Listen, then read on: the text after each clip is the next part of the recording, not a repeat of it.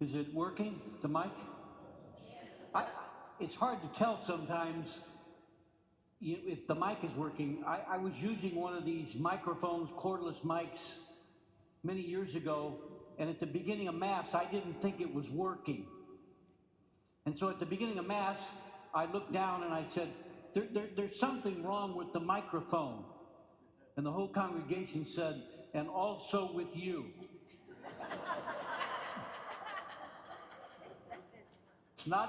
It's not funny. You got to indulge me for at least a few moments here. It's quite an overwhelming thing for someone like me to come back here and share the gospel with you and preach to you, particularly about food for the poor today, but to be a native son of this sacred place. I grew up here in a family of 8 children. There was Sue, Dick, Mike, and Pat. And then my mother had 2 sets of twins in a row, Judy and Jim, and me and my twin brother Tim. And she had the last 4 of us in 18 months. Everybody does that. They go, oh, the poor woman, you know? And then they always tell me, oh, Father Tom, your mother, she must be a saint. What always bugs me is nobody ever mentions the old man. He was a saint. But my whole family, this is where we grew up. I grew up at 3206 Jefferson, where they built the community college there, whatever they call it now. That's where I grew up. You know, we all made our sacraments here. I was born at St. Luke's Hospital, September 28, 1951. All right? On October 14th, 2 weeks later of 1951, they brought me and Tim here, and that same baptismal font right there, that's where I was baptized 74 years ago, at that font. And all my brothers and sisters were baptized right there, all of them. We went to school here, all the grades. You know, we were taught by the Sisters of St. Joseph in every grade. Mary Claire was in my class. We were there together.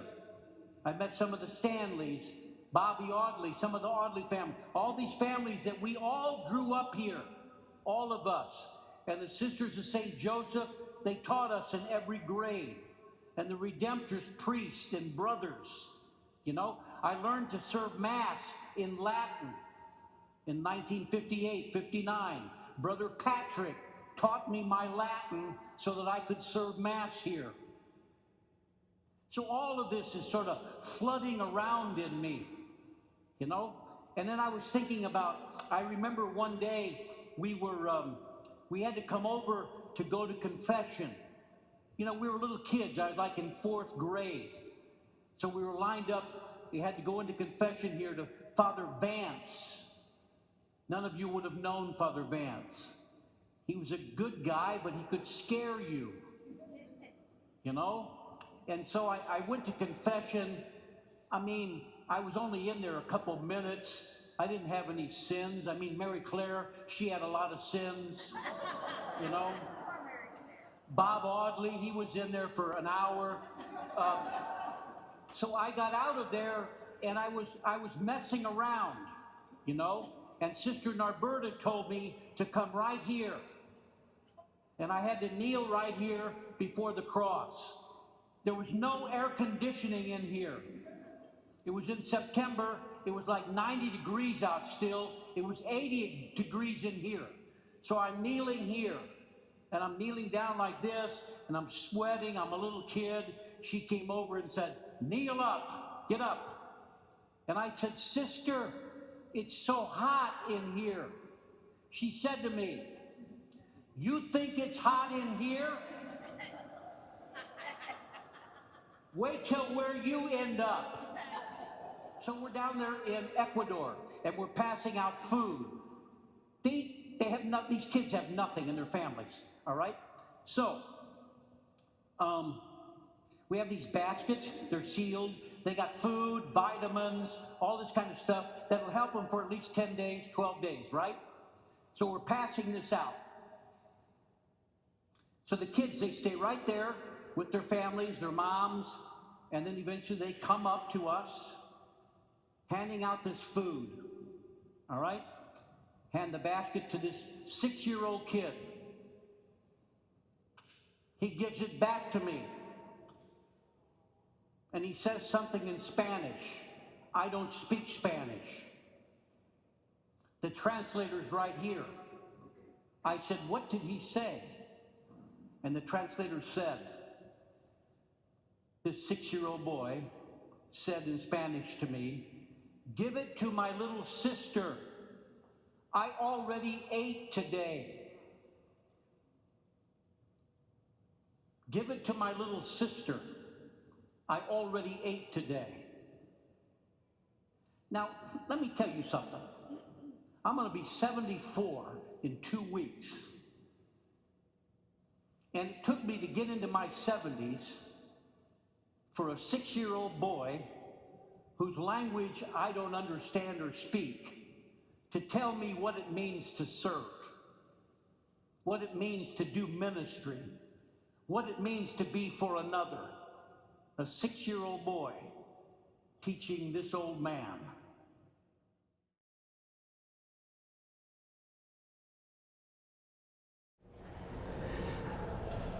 This is my first time live streaming in quite a while, and it went okay, I think.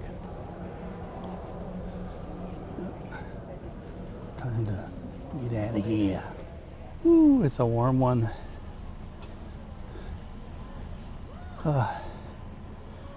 This again is donating a bunch of basically coffee or water cups from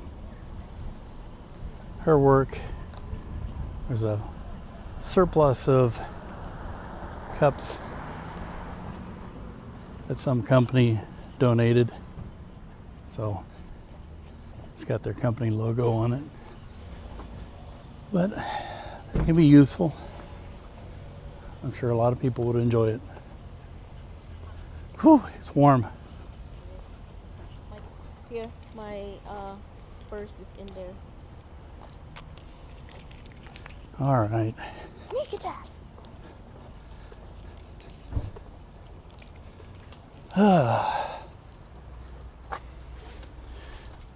Back of the car is empty now. Woo-hoo. It's warm, and I think the chefs are playing, judging by the lost tourists driving the wrong way on one-way streets, wearing, what is it, Beagles? Is that a team, the Beagles? But before we have Vietnamese brunch, we're gonna have coffee. Coffee. Coffee.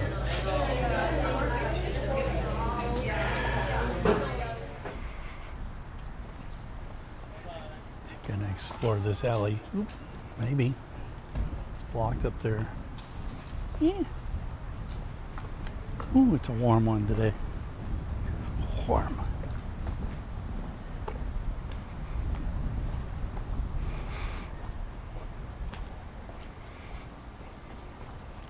I like alleys, except for the dark, scary ones. You know, the ones where you don't want to meet somebody in.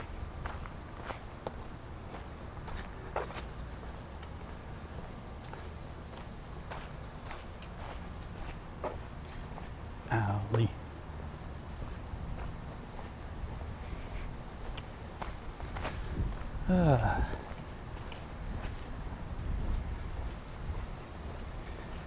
Going to Vietnam Cafe. Vietnam Cafe. Zakium has seafood pho. NCN has mystery something. Luke doesn't have his yet. And Saya has beef with no onions. Do you want a And I have spring rolls so far. Save some for school. You know that you were not going to finish that. I already said that. I got the big one so I can take it to school. Well, why don't you just said, I will take it to school? Rather than, oh, I can finish it. Chicken vermicelli, no onions. The old homestead. Here at our Crazy Bin store. I guess, I don't know what Crazy Bin store number 2 is because I haven't found number 1 yet.